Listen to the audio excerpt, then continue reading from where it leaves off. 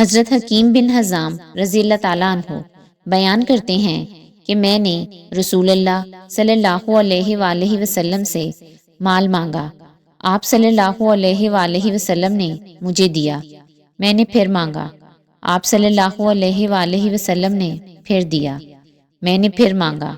آپ صلی اللہ علیہ وآلہ وسلم نے پھر دیا، ساتھ ہی فرمایا بلا شبہ یہ مال سبز و شیریں ہے،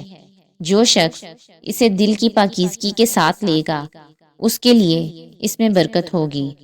اور جو دل کے طمع و حرص کے ساتھ لے گا اس کے لیے اس میں برکت نہ ہوگی، اور وہ اس شخص کی طرح ہوگا جو کھاتا ہے مگر سیر نہیں ہوتا، اور اوپر والا ہاتھ نیچے والے ہاتھ سے بہتر ہے۔ حضرت طارق مہاربی رضی اللہ تعالیٰ عنہ سے مروی ہے کہ ہم مدینہ منورہ آئے تو رسول اللہ صلی اللہ علیہ وآلہ وسلم منبر پر کھڑے لوگوں سے خطاب فرما رہے تھے۔ آپ صلی اللہ علیہ وآلہ وسلم فرما رہے تھے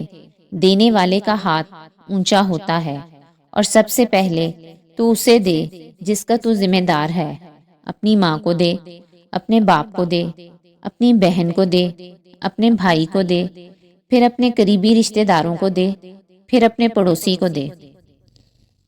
حضرت ابو ہریرہ رضی اللہ تعالیٰ عنہ سے روایت ہے رسول اللہ صلی اللہ علیہ وآلہ وسلم نے فرمایا بہترین صدقہ وہ ہے جس کے بعد بھی صدقہ کرنے والا غنی رہے، اور اوپر والا ہاتھ نیچے والے ہاتھ سے بہتر ہے،